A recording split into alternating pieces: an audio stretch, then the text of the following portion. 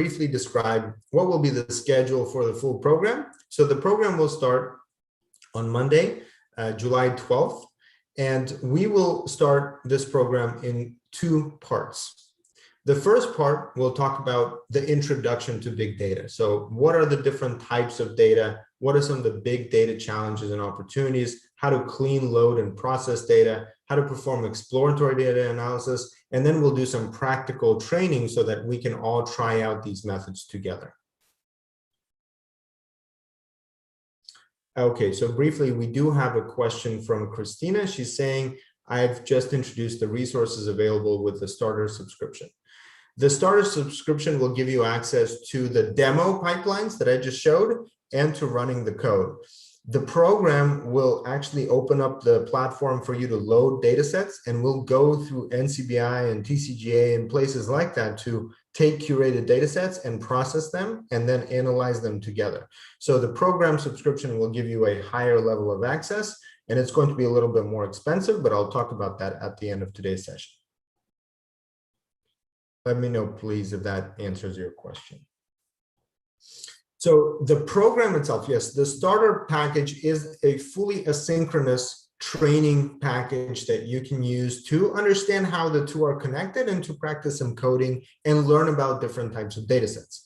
The program will include synchronous sessions like today that are interactive, where you can ask questions and get practical help, where you will also get much more in-depth information than is what is provided in the courses. And what we found is that this is really needed to master a subject because so many online courses lack the guidance and the structure. And so that's why we created these programs to provide with that structure and mentorship so that you can interact with a live person and get unstuck before you get into the program.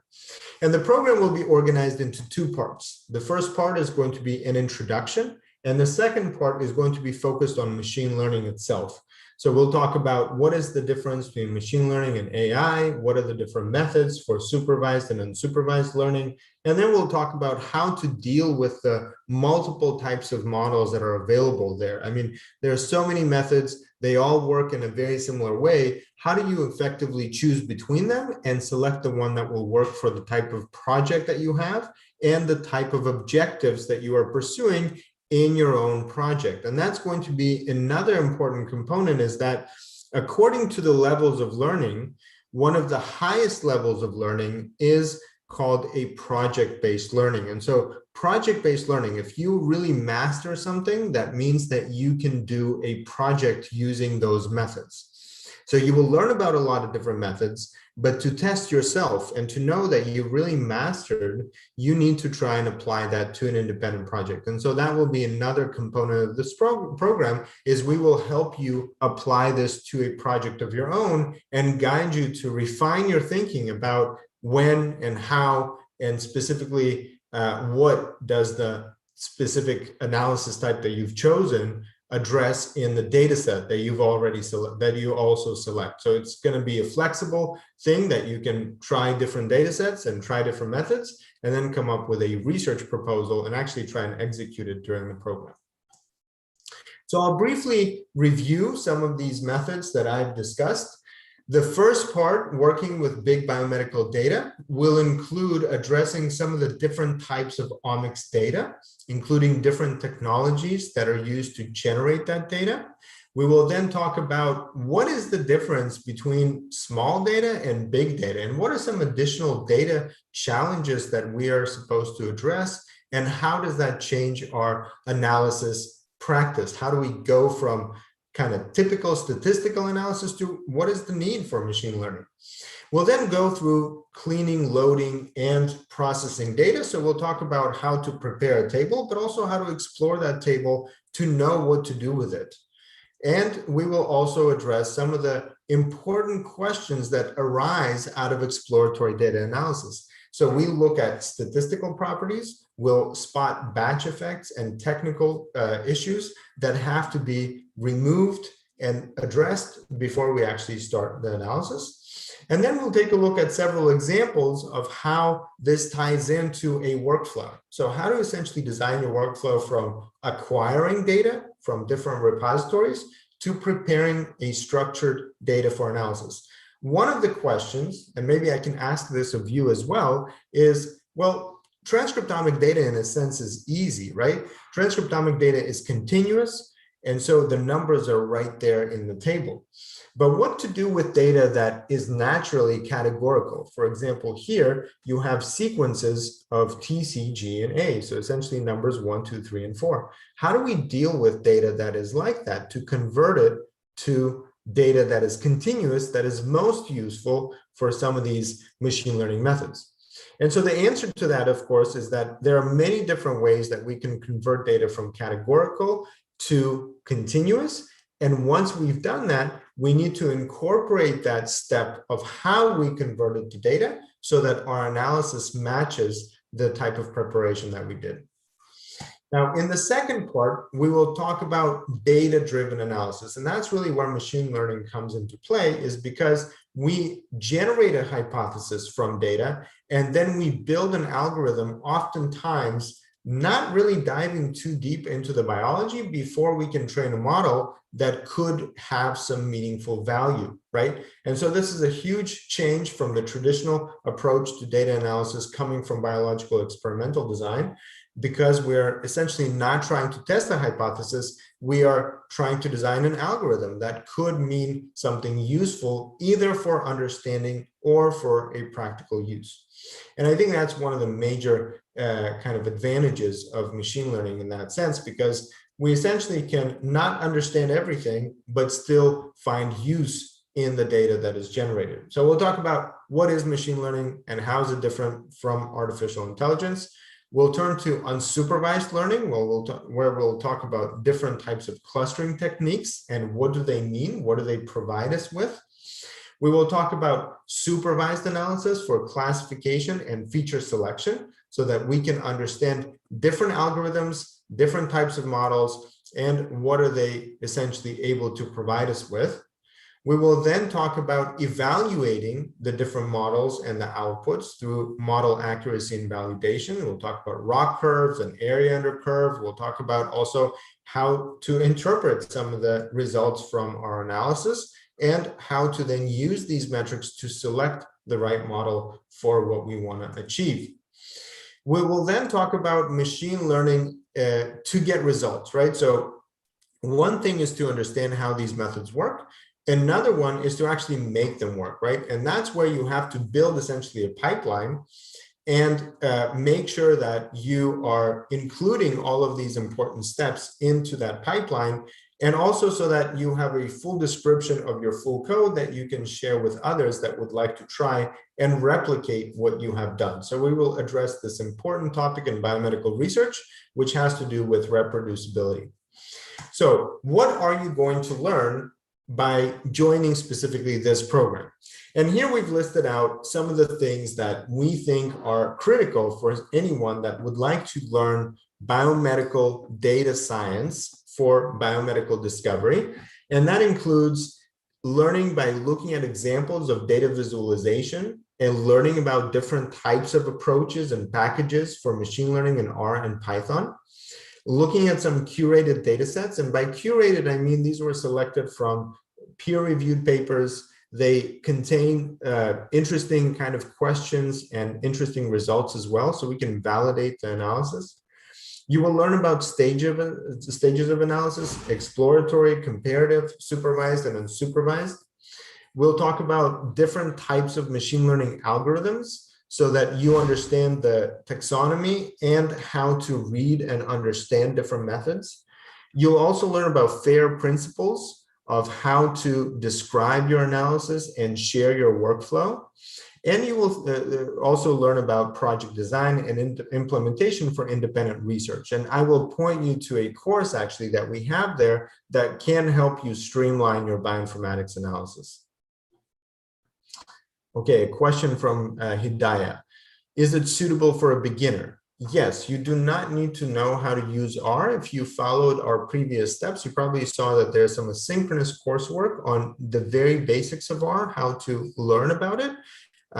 So if you are not intimidated, if you're brave and you are up for the challenge, then this is definitely for you. If you feel like this is technically very complex, I would recommend that you first try. So if you have some time today or tomorrow or over the weekend, you can try out some of these asynchronous courses. Some of them are free. And if it seems like something that you can manage, then definitely this is for you. And please let me know if I answered your question.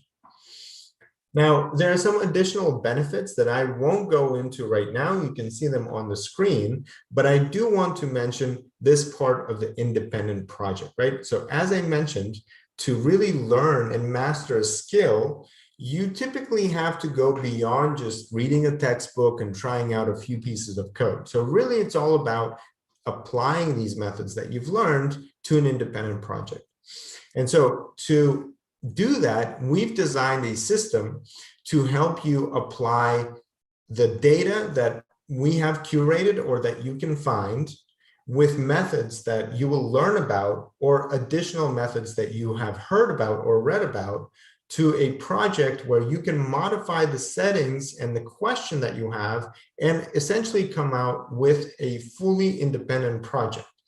And we have many examples of people that have completed a similar program and have come out with a fully completed project that they have shared and went on to publishing. So let me show you what that means. On the same portal, if you look under courses, you will be able to find a project,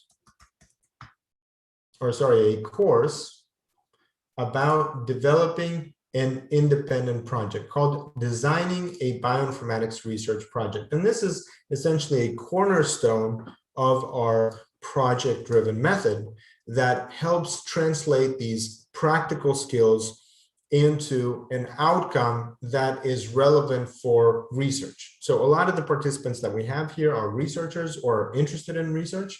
And to help them start applying bioinformatics in a meaningful way, we've designed this guide that essentially goes from finding a real interesting and competitive research topic through literature review, to then finding a data set on different public domain repositories, and then all the way to finalizing your analysis and presenting this so that you are ready for publication. So this is all a part of our strategy. And if you go to your profile, you will see how all of these things actually connect. So the first one is training. Right here under your profile, you will find a tab called courses. And you'll be able to see that you have a number of courses that you can go through, complete them, and get a certificate for completing that individual course. So if you click here, it will open up and show you a certificate. The second one is, in many cases, it's not enough to go through the material independently. You really have to have someone that guides you and a structure to get you from point A to point B. And that is where these programs come in. Now, you might be advanced and interested in machine learning, or you might be just a beginner and just getting started. And based on where you are, we've designed specific programs to help you get started from where you are and get you to the next level. So if you're ready to join this program, go to LBRN OmicsLogic Data Science. If you would like to just get started and learn about what is going on with bioinformatics, we recommend another program called OmicsLogic Bioinformatics and Computational Biology, a cheap and affordable program for anyone interested to get started. But ultimately, we would like you to be able to design an independent project. And so we have these multiple steps that you have to follow to be able to get there. You have to complete your profile, your bio, earn 10,000 points, which you acquire by going through the different projects and the different challenges along the way. And then you will be able to complete this course that I just showed you, where all of the steps are given and you can submit a project proposal that will be reviewed by our team, and then go through all the steps needed to complete your analysis and present as a research fellow. And so that's why an additional program that we have for those of you that already know everything that there is to know and you would like to work on an independent project exclusively, we have another specific program called a research fellowship. And this program is designed to actually help you learn and work on your independent, project along the way. So I'm just going to post this link right here. For those of you that are interested in more of a research approach to this whole thing, this is a program that could be between 3 months and 6 months.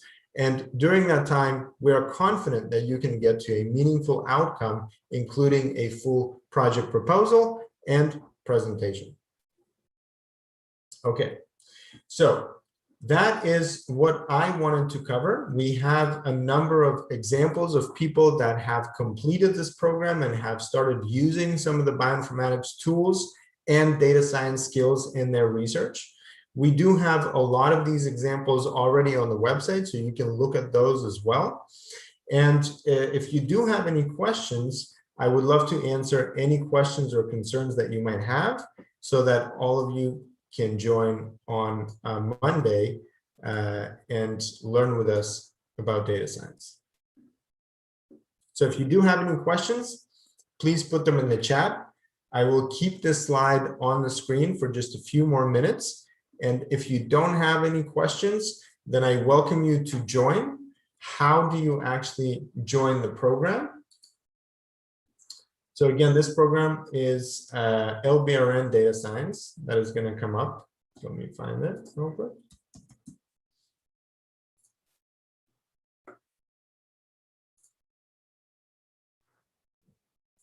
Okay, for anyone that has concerns about what will happen once you complete the registration. So what will happen is you will see the program like I do, and you will be able to see inside all of the Zoom links, as well as recorded videos from past sessions. You will see the included courses and projects in this program. And you will also be able to get a certificate for the program after you complete the necessary steps, which includes some of the sessions that you need to complete and some of the coursework that we provide. All right. Great. Thank you, Aviva, and great to see you. Looking forward to seeing Aviva in that cohort. Okay, Christina is asking, would this be the program for intermediate level experience with bioinformatics and its applications to genomics and transcriptomics? Yes. So again, you can join the program as a complete beginner. That's fine as well. But mostly this is for people that do have some sense of what is this data and what they want to do with this data. So if you don't have a lot of experience with genomics and transcriptomics data, this is a great program for you as well. But it will be talking a lot about the technical details as well. So you have to be prepared to, I don't know, Christina, if you know any R and Python already, or are you just getting started? So maybe you could clarify that for me. Hidayah is asking how many hours per day. So each session here, and here you have a schedule, each session is an hour and a half. So an hour of going through the lecture materials and trying out different things, and then a half an hour that we allocate towards Q&A. So it's an hour and a half. Beyond this hour and a half a day, you also have access to our Slack channel, and our mentor community will be able to assist you with any questions. And if you purchase the intermediate level, you can also book a meeting with one of our mentors to help address one of the questions that you have. Okay, so Christina, if you already have some R experience and you're getting started